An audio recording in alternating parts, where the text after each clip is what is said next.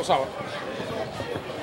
sawa. Ndugu waandishi wa habari, leo saa 11 alfajiri nimefanya ziara katika baadhi ya vituo vya mabasi yanayo kwa kasi, kuanzia Gerezani hapa Kimara, na nikitoka hapa naelekea pale Mbezi mwisho. Hapa tupo na jeshi la polisi, lakini zaidi RPC pamoja na RTO wa Kinondoni. Lakini jambo langu kubwa ambalo nataka kuwafafanulia ndugu waandishi wa habari na wananchi wenzetu waweze kuelewa, tumeona klipu nyingi zikiwa zinazunguka zikionyesha watu wananing'inia kwenye magari, lakini pia zikionyesha kwamba watu wanasukumana sana kuingia kwenye haya mabasi. Kwanza, kama mkuu wa mkoa, nikiri kabisa kwamba mabasi haya yameshapungua sana kutoka kwenye idadi yake ya kwanza tangu yalivyonunuliwa mpaka yalivyo sasa. Hivi mabasi yanayotoa huduma kwa muda huu, mabasi ya kampuni ya UDAT yanayotoa huduma hayazidi hata 40. Mabasi yanayotoa huduma, kwa sababu ndio mabasi ambayo yana uafadhali. Kitu ambacho kimefanyika, Mheshimiwa Rais wa Jamhuri ya Muungano wa Tanzania ameagiza haraka sana, kama ambavyo niliwapeni taarifa siku ya kwanza, kwamba kila barabara apatikane mtu wa huduma mmoja, ili kuwe kuna ushindani wa utoaji wa huduma katika barabara hizi: barabara Moro Road, barabara Kilwa Road, barabara ya Mwalimu Nyerere ile kwenda airport, pamoja na barabara zingine ambazo ziko mbioni kukamilika. Barabara hii tunayoizungumzia leo ya Morogoro Road hii, amepatikana mtu wa huduma mmoja nje na UDAT. Maana yake ni kwamba kwa muda huu, muda sio mrefu, mabasi yataingia, mabasi ambayo yatakuwa ni kampuni tofauti na UDAT. Na kwa nini yamefanyika namna hiyo? Imefanyika namna hiyo ili apatikane mtu mwingine mwenye nguvu, mwenye uwezo wa kiteknolojia wa kuweza kuingiza mabasi haya. Mwanzoni, kama mnakumbuka vizuri, UDAT, serikali na hisa kwenye UDAT. Hata tukaona hapana, ni vizuri mabasi haya sasa yakaendeshwa na kampuni binafsi ambao watakuwa na uwezo mkubwa wa kusimamia masuala yote yanayohusu upakiaji wa abiria.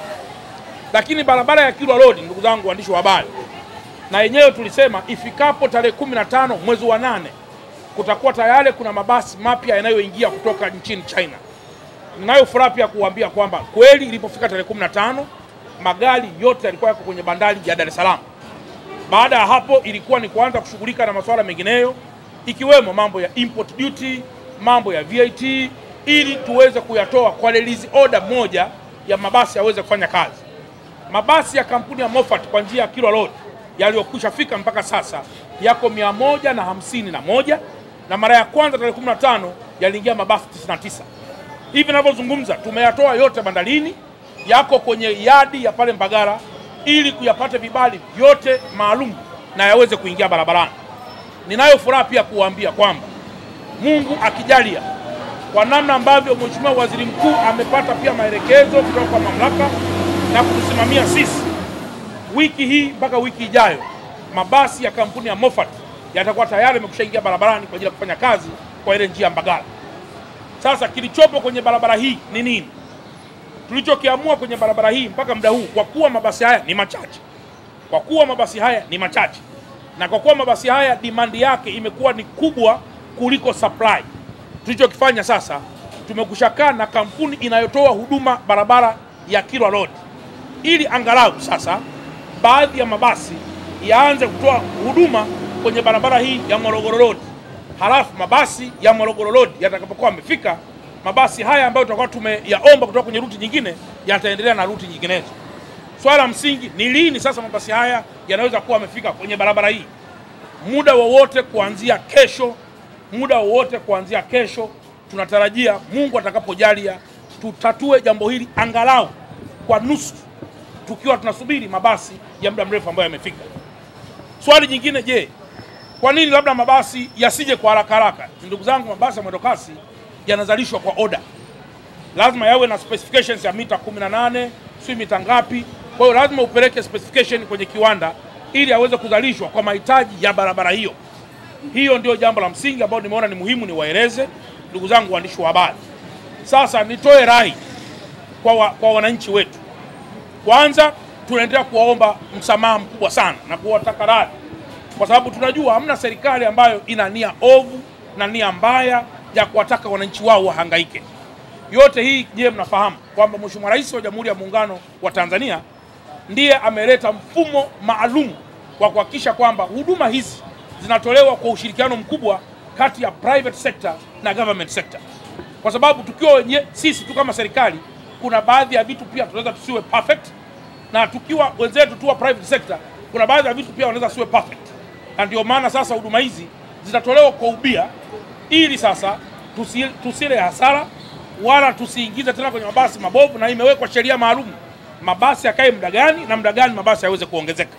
Kwa hiyo ndugu zangu waandishi wa habari, nimeona niwaeleze haya, na kwamba Watanzania wa Dar es Salaam waendelee kuvumilia kidogo. Tumeona baadhi ya clip wanasema hatuitaki CCM, hatutaki mama. Mimi naomba niwaeleze ukweli kwamba hizi ni hasira za muda mfupi, na mara serikali itakapokuwa imeingiza mabasi haya, naamini kabisa, kwa sababu leo serikali hata kusema hatuitaki CCM, sawa, CCM usipoitaka maana yake ni kwamba ndio mbadala wa mabasi? Hapana.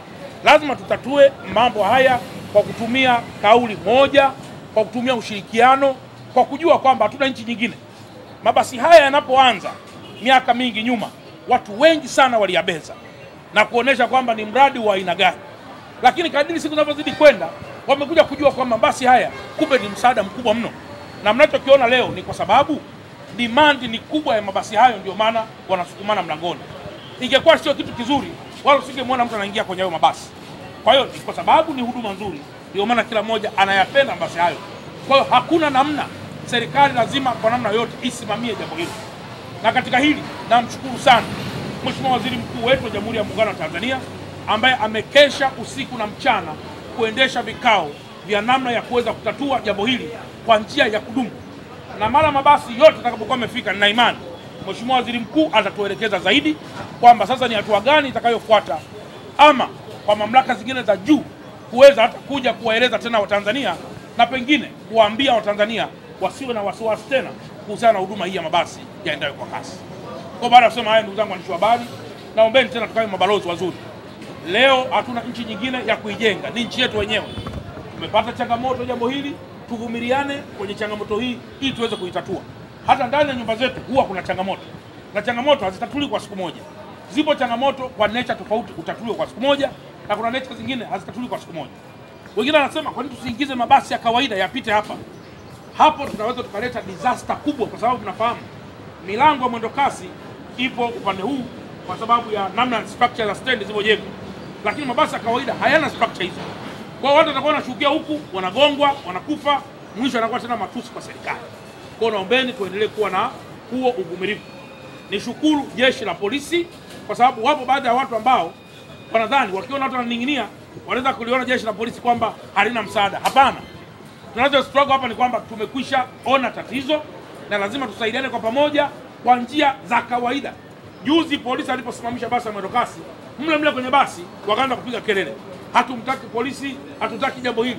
Sasa ndugu zangu, polisi hata ukisema kwamba wana uzembe wao, walijaribu kusimamisha basi moja, lakini humu ndani akawa ni makelele makubwa.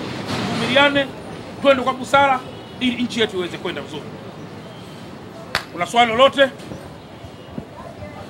Ndugu waandishi wa habari, mmenielewa yote? Mmenielewa yote ndugu zangu?